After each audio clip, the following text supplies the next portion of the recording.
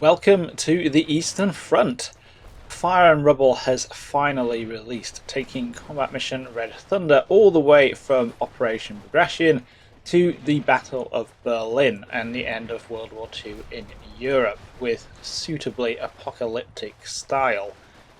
This is the Festung Posen scenario, and my two Soviet submachine gunner platoons have just stumbled into the enemy. It's dawn, it's minus 7 degrees C, and the morning's bombardment has left a thick haze over the battlefield. The objective here is the next city block, or what's left of the next city block, and my plan has been to take advantage of the early limited visibility and get my SMG infantry as close to the enemy defence as possible. This has worked pretty well. I now have a significant firefight on my hands. The first line of German defenders here are Volkssturm militia, poorly trained, equipped with whatever the Germans can get their hands on, and questionably motivated. Although they are fighting for their homes, many have been forced into service. For the most part, they crumble quickly under the torrent of submachine gun fire. They are still capable of causing casualties though, and soon the blazing PPSHs and PPS-43s attract heavier weapons from further back. 81mm mortars start dropping in, tripod-mounted machine guns open up, even some kind of flak cannon engages. My SMG infantry suffers, stalls, and goes to ground. Some teams have been completely wiped out, but they've done their job. I'm in a good place here.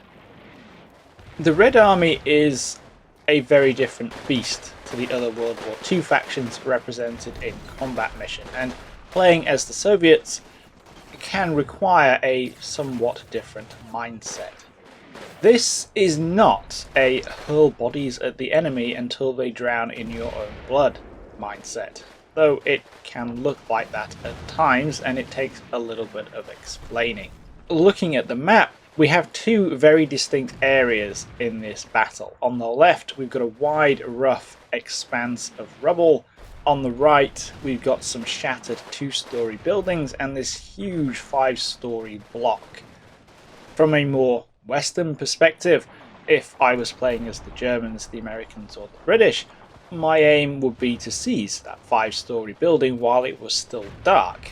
From there, I'd be able to identify enemy positions in the rubble fields below, target them with artillery, and set up a base of fire that could suppress them while my infantry advanced to mop up. In this battle, the area over on the right is marked as assigned to adjacent forces. The briefing basically says that it's not my responsibility. Now, there aren't any game mechanics stopping me from going over there, but I've decided to act within the guidelines set by the scenario designer. If I did go over there though, I might actually have some serious problems. Given the local conditions, it's not clear if I'd actually be able to spot anything if I got up there. It's not clear whether my force in this battle is big enough to clear a building that size and seize my objective if both of them are well defended. Striking out on the right would also present some communication problems. Across all of my units here, I have precisely 2 radios. One in an attached Su-85 tank destroyer, and one in a forward observer team. So while I, as the player, would get an advantage getting up into the building and seeing everything, my pixel truppen wouldn't be able to share this information amongst themselves and profit from it. Additionally, the FO is the only soldier I have who can call in artillery support. If he dies, or if his radio man dies, then I can't use my artillery.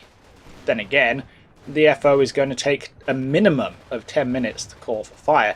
I've only got 50 minutes for this battle. Is that enough time to go off on one flank, clear a significant building, then try and identify other enemy positions in the dark, call in an artillery barrage, and then actually try and seize the objective? Probably not. So although going right was tempting, I settled on going straight at the enemy. One SMG platoon on the left, one SMG platoon in the centre, and my attached sapper platoon blasting through some 2-storey buildings on the right. The two 76mm guns I have on call expend all of their ammunition on the objective to destroy enemy forces and keep their heads down while the infantry advance. But the first line of Volkssturm is still intact, and this tripwire is what my troops snag to set off the big firefight. This firefight is critical. I've provoked the enemy into opening fire and been able to very quickly determine not only the outline of their defence, but the location of many of their heavy weapons. The SMG troops alone have a tremendous amount of firepower, so they've handed back as good as they've got. But as they go to ground, I can bring other attached assets into the fight. I have a small combined arms team here, including the Su-85, a 50mm mortar and light machine guns, and I can use these to help pick apart and destroy the linchpins of the German defence. This approach represents a serious dilemma for a defender.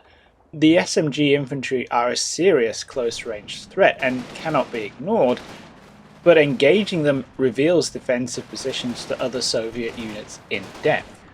Once the firefight has started, the defender can't move because enough SMG infantry have survived to hose down anyone who leaves their positions, but defenders who stay where they are subjected to effective fire from Soviet heavy weapons. It's a catch-22.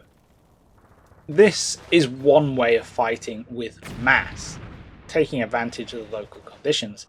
It's not about finesse, it's about brute force, and the Soviets have a lot of brute force.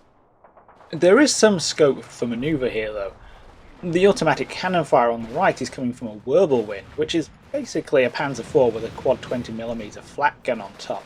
The armour around the actual weapon is proof against SMGs, but it is just across the street from the row of buildings my sappers are mouse-holing their way through, and if they can get up into the upper windows, they might be able to get some shots in from above. If they don't, then hopefully the Whirlwind will freak out at enemy infantry in close proximity and retreat away to a position where I can more easily engage it with the Su-85. The sappers stumble into some Volkssturm lurking in the buildings, but are able to deal with both them and a little fire coming from the 5-storey building as they get into position. The DP light machine gun team that goes up to try and shoot into the Whirlwind's turret is quickly spotted and annihilated, but the burst of fire has allowed the relocated Su-85 to spot it. The Russian tank destroyer misses high with its first shot, but not with its second. It takes the AA vehicle out with a shot to the turret. With the Whirlwind out of action and on fire, it's time to push on again. Reinforcements have arrived. 2 regular infantry platoons which can follow up the SMGs as they probe forwards again. The only remaining nest of resistance seems to be around the Whirlwind wreck. What look to be more regular German infantry are hanging around in the ruins. Moving the sappers up kicks off another firefight. One entire squad is wiped out by German soldiers just in front of their building, but enemy HQ units and those mortars that have been a pain all game are quickly spotted and engaged. Of course, all the shooting has revealed more German positions in the dark, and the overall process repeats as the Soviet fire support comes into play again, supported by the infantry as they move up through the ruins alongside the sappers. After a few more turns of increasing pressure and decreasing resistance, the Germans surrender.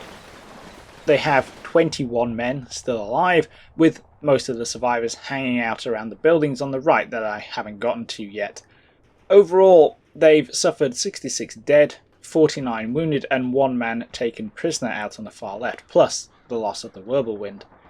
34 of these casualties were caused by the artillery preparation, and 19 by the Su-85, so there is a clear pecking order here with artillery firmly at the top, though the sapper platoon, taken as a whole unit, racked up 29 kills advancing up their flank, so obviously getting infantry armed with submachine guns into the right kind of engagements can also really pay off.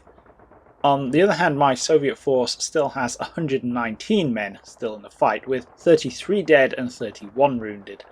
The major sources of casualties were the German 81mm mortars, which accounted for 18 between them, the Wirbelwind that got 12, and a lone squad of Luftwaffe ground troops that wiped out the sapper team near the end. That seems like a semi-reasonable price to pay for clearing a ruined urban city block in about 20 minutes. This did not take long, simply an application of mass and firepower. It was really interesting taking a different approach to this battle, plus the new units, new winter textures, and the map itself are just fantastic. Fire and Rubble has been well worth the wait, and I'm really looking forward to bringing some more to you guys. That's it for now though. I hope you all enjoyed this one, and I'll see you in the next video.